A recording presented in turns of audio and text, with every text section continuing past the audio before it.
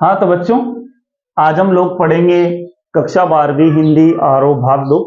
और हम सभी को पता है कि इसके भी दो भाग है हमारे पाठ्यक्रम में, एक गद्य भाग और एक पद्य भाग। गद्य भाग और पद्य भाग में हमने अभी तक पद्य भाग को भी पूरा कर लिया है और आज गद्य भाग का भी अंतिम पाठ है, पाठ 18। इसके रचनाकार है लेखक के बाबा साहेब भीमराव अम्बेडकर और उनके दो वक्तव्य या भाषण जो हैं वो हैं हमारे इस पाठ्य पुस्तक में। एक श्रम विभाजन और जाति प्रथा और दूसरा है मेरी कल्पना का आदर्श समाज। ठीक है, हम लोग पहले समझ लेते हैं कि बाबा साहेब के विख्यात भाषण हैं जो कि उन्होंने अपनी जो पुस्तक है उन्होंने ये भाषण जो है ये उनका विख्यात भाषण था जिसका नाम था एनिहिलेशन ऑफ कोस्ट, है ना। और 1936 में ये भाषण तैयार किया था और ये मूलतः अंग्रेजी में था, लेकिन ललई सिंह यादव द्वारा इसका हिंदी रूपांतरण किया गया और इसका नाम रखा है जाति भेद का उच्छेद। और इस पूरे भाषण के दो प्रकरण हमारे पाठ्यक्रम में लिए गए, इसलिए हम सभी को इस बात का विशेष ध्यान रखना है कि ये जो दो भाषण हैं, श्रम विभाजन और जाति प्रथा और दूसरा है मेरी कल्पना का आदर्श समाज, ये बाबा साहेब के विख्यात भाषण है।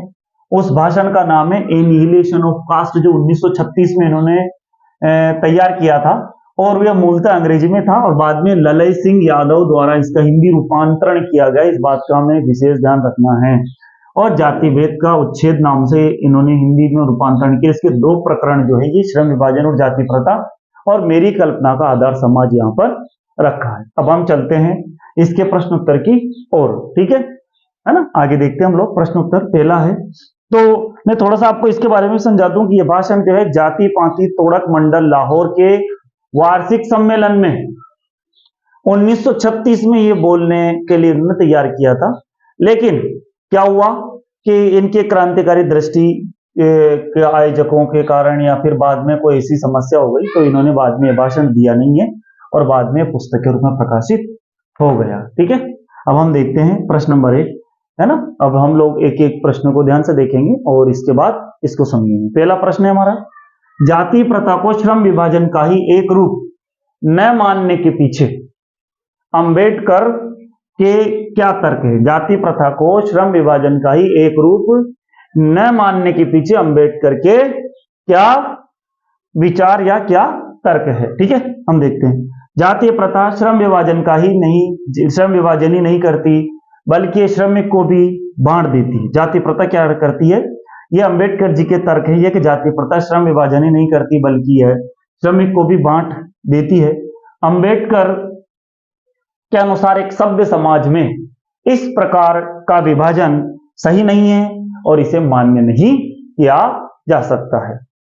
जाति प्रथा में श्रम विभाजन व्यक्ति की रुचि को ध्यान में रखकर नहीं किया गया है। जाति प्रथा में श्रम विभाजन व्यक्ति की रुचि को ध्यान में रखकर नहीं किया है। अब हम चलेंगे प्रश्न नंबर 2 की ओर।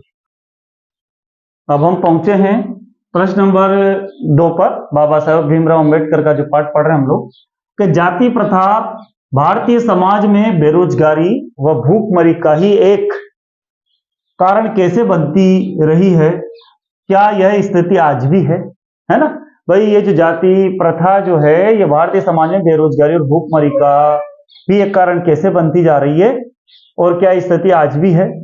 तो वैसे मेरे अनुसार ये प्रश्न 2 अंक का है तो यहां से यहां तक ही पूछेगा, देखते हैं।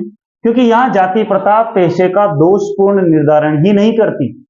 जाति प्रथा पेशे का दोषपूर्ण निर्धारण ही नहीं करती बल्कि मनुष्य को जीवन भर के लिए एक पेशे से भी बांध देती है। मनुष्य को पूरे जीवन के लिए एक पेशे से भी बांध देती है। उसे पेशा बदलने की, व्यवसाय बदलने की अनुमति नहीं होती है ना। और भले ही पेशा अनुपयुक्त या अपर्याप्त क्यों नहीं हो, चाहे वो अनुपयुक्त या अपर्याप्त क्यों नहीं हो, है ना, भले ही पेशा अपर्याप्त होने के कारण वो भूखों मर जाए, इसीलिए जाति प्रथा जो भारतीय समाज में भूखमरी का भी एक कारण है। और ये क्या स्थिति आज भी है, तो धीरे धीरे ये आज स्थिति नहीं है, अब ये धीरे धीरे बदल रही है। कोई भी समाज वाला कोई भी व्यवसाय, कोई भी दूसरा व्यवसाय कर सकता है। देखते हैं हम लोग प्रश्न नंबर 3, लेखक के मत से दासता की व्यापक परिभाषा क्या है। लेखक के मत के अनुसार या मत से दासता की परिभाषा, गुलामी की परिभाषा क्या है? तो दासता केवल कानूनी पराधीनता को ही नहीं कहा जा सकता। दासता केवल कानूनी पराधीनता को ही नहीं कहा जा सकता, बल्कि इससे वह स्थिति भी सम्मिलित है, इसमें वह स्थिति भी सम्मिलित है जिससे कुछ व्यक्तियों को दूसरे लोगों के द्वारा निर्धारित व्यवहार एवं कर्तव्यों का पालन करने के लिए विवश होना पड़ता है।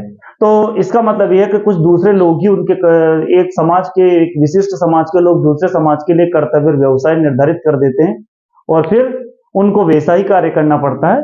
तो ये लेखक के मत से दासता की व्यापक परिभाषा है। बाबा साहेब भीमराव अम्बेडकर के अनुसार ये दासता की परिभाषा है कि दासता केवल कानूनी पराधीनता को ही नहीं कहा जा सकता, बल्कि इससे वह स्थिति भी सम्मिलित है जिससे कुछ व्यक्तियों को दूसरे लोगों के द्वारा निर्धारित व्यवहार एवं कर्तव्यों का पालन करने के लिए विवश होना पड़ता है। अब हम चलेंगे प्रश्न नंबर 5 की ओर, अन्य महत्वपूर्ण। अब हम लोग पहुंचे हैं अन्य महत्वपूर्ण प्रश्नों पर। ये दो प्रश्न मुझे पाठ्यक्रम की दृष्टि से महत्वपूर्ण लगे, इसीलिए मैंने आपके सामने रखे। अब हम लोग देखेंगे इनके महत्वपूर्ण प्रश्नों को, है ना। तो देखते हैं हम लोग, है ना। लेखक ने भ्रातृता शब्द का क्या आशय बताया? लेखक ने भ्रातृता शब्द जो है उसके क्या आशय बताया? तो लेखक के अनुसार भ्रातृता शब्द का आशय सामाजिक जीवन में गतिशीलता, अबाध संपर्क तथा बहुविध हितों में सबका सहभाग होना है। इस तरह भ्रातृता का अर्थ भाईचारा लिया जाना उचित है। इसे बंधुता भी कह सकते हैं, है ना। इसके बाद आज देखेंगे प्रश्न नंबर 2। लेखक ने आदर्श समाज के कौन कौन से तत्व माने हैं? लेखक ने आदर्श समाज के कौन कौन से तत्व माने हैं? तो लेखक ने आदर्श समाज के 3 तत्व माने हैं। कौन कौन सा? समता, स्वतंत्रता और भ्रातृता। ठीक है, इस तरह से ये हमारा पाठ जो है हमने इसको पूरा किया। लेकिन थोड़ा सा मैं आपको, और इसी के साथ हमारी जो ये आरोप पुस्तक है ये भी पूरी होती है। लेकिन आपको थोड़ा सा और मैं आपको बता दूं कि प्रस्तुत पाठ जो है ये विख्यात भाषण एनिहिलेशन ऑफ कोस्ट जो 1936 में मैंने आपके पाठ के प्रारंभ में बता दिया है ना। ये अंग्रेजी में लिखा था इनने, बाद में ललाई सिंह यादव द्वारा इसका हिंदी रूपांतरण जातिभेद का उच्छेद के 2 प्रकरणों के तौर पर किया है। और यह भाषण जाति पाति तोड़क मंडल लाहौर के वार्षिक सम्मेलन सन 1936 के अध्यक्षीय भाषण के रूप में तैयार किया गया था, परंतु इसकी क्रांतिकारी दृष्टि के आयोजकों की पूर्ण सहमति न बन सकने के कारण यह सम्मेलन में स्थगित हो गया था। तो मैं आपको थोड़ा सा बताऊं तो ये जो भाषण तैयार तो किया गया था लाहौर में, जो सम्मेलन था जाति पाति तोड़क मंडल के द्वारा वहां बोलने के लिए, लेकिन बाद में ये आपसी सहमति न बनने के कारण फिर इसको स्थगित कर दिया और फिर ये भाषण नहीं बोला गया। अंबेडकर ने इसे स्वतंत्र पुस्तक के रूप में प्रकाशित कर वितरित किया बाद में, और उनकी जो पुस्तक है बहुत लोकप्रिय हुई है ना। बाद में इसको क्या किया उन्होंने, जब ये वहां नहीं बोल पाए तो उन्होंने एक स्वतंत्र पुस्तक के रूप में इसको एक पुस्तक का रूप दिया और बाद में इसको वितरित कर दिया। उनके अनुसार स्वतंत्रता, समानता और बंधुता, ये 3 तत्व, समता, स्वतंत्रता और भ्रातृता, है ना, या बंधुता, ये 3 तत्व आदर्श समाज के लिए अनिवार्य है। भ्रातृता का मतलब हम बंधुता से भी ले सकते हैं। किससे ले सकते हैं? बंधुता, ठीक है ना। तो इससे भी ले सकते हैं और अनिवार्य होनी चाहिए। इससे स्वतंत्र लोकतंत्र सामूहिक जीवन चर्या की एक रीति तथा समाज के सम्मिलित अनुभवों के आदान प्रदान की प्रक्रिया के अर्थ तक भी पहुंचे हैं। यहाँ प्रस्तुत पाठ उत्तर पुस्तिका के प्रतिनिधि प्रकरण है। ये उक्त पुस्तिका के प्रतिनिधि प्रकरण है। आज भी आज के जाति मजहब आधारित विषाक्त सामाजिक राजनीतिक माहौल में इसकी प्रासंगिकता और बढ़ गई है। ठीक है, तो इस तरह से बाबा साहेब भीमराव अम्बेडकर का एक पाठ था। इसके प्रश्न उत्तर को देखा, जो मुझे महत्वपूर्ण प्रश्न लगे परीक्षा की दृष्टि से वही मैंने आपके सामने प्रस्तुत किए हैं, और जो मुझे लगा कि ये परीक्षा की दृष्टि से महत्वपूर्ण नहीं है, परीक्षा में आने लायक नहीं है, तो मैंने उन प्रश्नों को आपके सामने नहीं लिखा है। तो मैं आशा करता हूं हमने आज ये पूरी पुस्तक जो है आरोह भाग 2 का गद्य और पद्य दोनों भाग पूरे किए हैं। अब हम इसके बाद वितान पुस्तक की ओर चलेंगे, पाठ की व्याख्या की ओर चलेंगे तथा व्याकरण के अन्य बिंदुओं को पकड़ेंगे।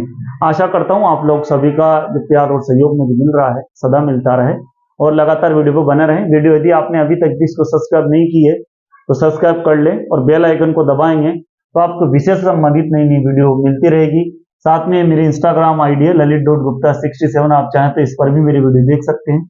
और 9587954117 ये मेरे मोबाइल नंबर है, आप चाहें तो इस पर भी मुझे फोन लगा सकते हैं। आप सभी का बहुत बहुत धन्यवाद।